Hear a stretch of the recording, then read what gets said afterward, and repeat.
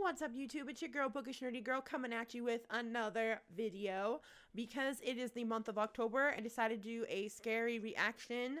It is from broccolianimations. It's 3 true Halloween horror stories. And it said something about a twin sister. I do have a twin brother, so I guess I would be the psycho in this story. But yeah, let's check it out. And play. Okay, so the first story was... I'm a female, 42, and this is why I can't trust the holiday. My mom and dad adopted me when I was 3 months old because my birth parents couldn't afford to have a child at the time, which is why they gave me the best shot at a good life. Makes sense. My adopted parents have been the best parents that I could have asked for. They have done everything for me and still continue to be my support system when things go wrong. I'm grateful for them, and I'm glad that they weren't harmed on that night. Halloween was a good time of year for me. I got to spend it with my friends and family. I was able to decorate the house and watch all of the kids in the neighborhood get a good scare from our house. I generally enjoyed being able to sip on apple cider while telling spooky stories to the neighbors' 2 kids. They were good kids that I babysat when I was home from college. I was home for the weekend, so I spent as much time with my parents as I could before I had to go back and finish out the semester. My mom had to make a last-minute shopping trip, so I opted to go with her. Okay, cool. We had been walking down the street for about 45 minutes before I even noticed that people passing by were giving us questionable looks. Why? I continued for another few minutes before I leaned close to my mom. "What are they looking For real? at?" I asked my mom. "They're staring at you," she whispered. Why? "Why, though? I don't know any of them." I frowned. "Don't think too much of it, honey. They probably just confused you for someone else." No, Probably. that's sus. I couldn't stop thinking about the weird looks that those people had given me. Yeah. I was just walking through town with my mom before we had to pass candy out. There's a reason people are We looking at grabbed you. lunch, finished our last-minute shopping, and headed home to get ready for the night to begin. The freaking sight that I went home to was bizarre. My dad had been watching the news and saw a picture of me.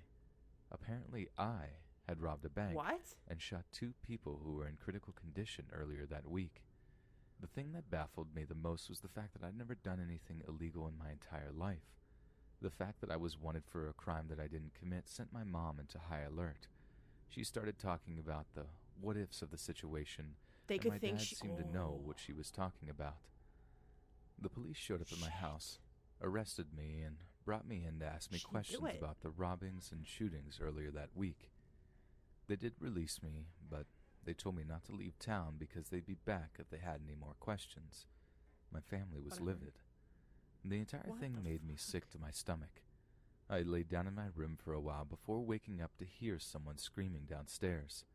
I hurried down the staircase to see a girl who looked like me screaming at my parents. She was demanding to know why they didn't take her too. Turns out that I was an identical twin. My parents adopted me after another family had adopted her. I got the better end of the adoption because my parents had money, were educated, and had good careers, whereas her parents were drug dealers. She dropped out of high school, That's not their fault. skipped college, and became a stripper at some club 3 cities over. Her parents had told her about me when she was 21. It took her a few years to finally track me down, and she stalked me for months after finding me. Dude. This girl was committing crimes in my town, and people thought it was me, all because I didn't know that I had a twin. My parents should have told something, her. some sort of drug. She was angry and finally had enough of my mom begging for her to just leave us alone that she shot her right in my mom's leg. She ran away from the house. Oh, I don't care, twin or not, I'd kill this hoe. To the hospital. The police later arrested my sister for attempting to rob a convenience store a few blocks from my high on house. something. And she was charged for the crime she committed. Good. And sentenced with 30 years in prison. She writes me occasionally.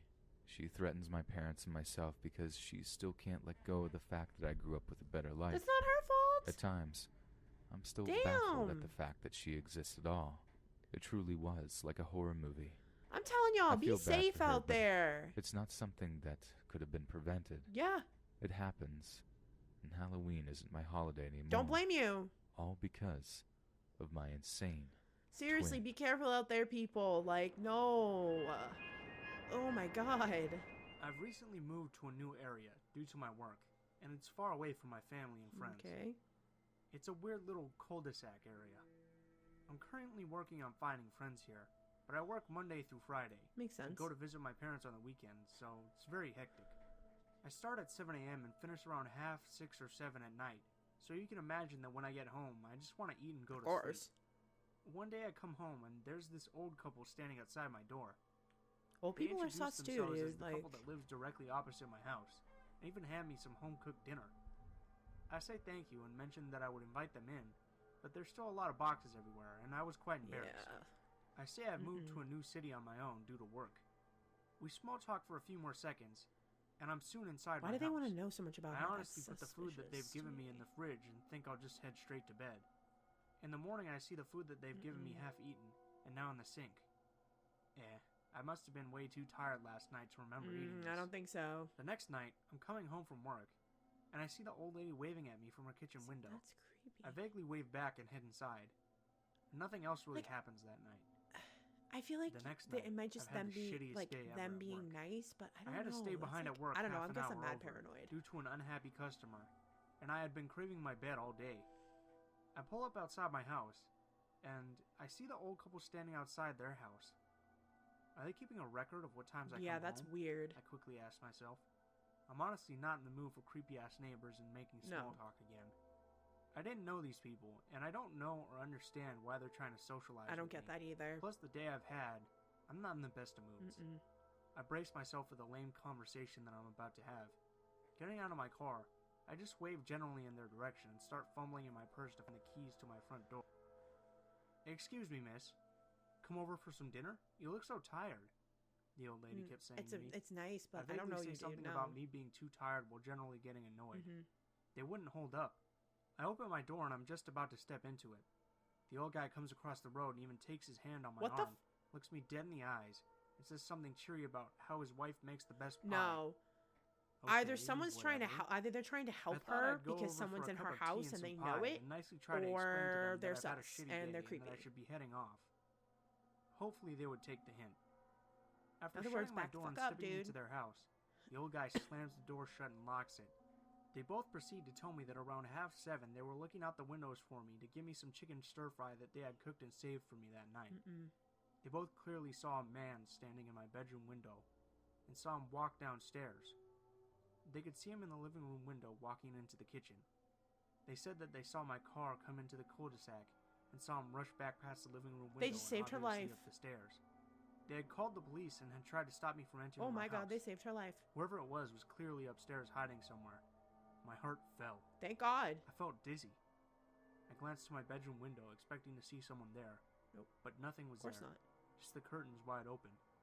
The police turned up shortly after, and I had to wait outside while they searched the house.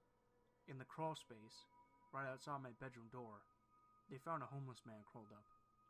He had been living there for the last 2-ish weeks, and according to him, he had snuck in when the moving packers had left the door open. I'm sorry, I'm just going to pause this for a minute. Something. How do you not know that you have some creepy-ass, crusty, homeless man in your house for over 2 weeks? How do you not know? Really? This happened back in 2005. My ex Horrible and I were survival still instincts. together This at is this exactly point, why and people die in horror we had movies. an apartment in a 6-unit Hitting building. play. We were on the 2nd floor, only one door to enter or leave.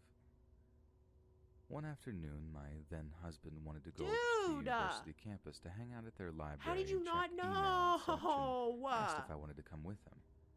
I said no. I had a paper I had to write for a class and needed to get that done.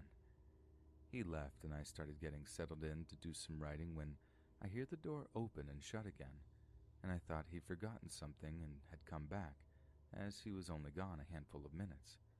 Then-husband. I had my back to the door, so I just assumed it was him. I asked, "Well, that was the shortest trek to campus and back.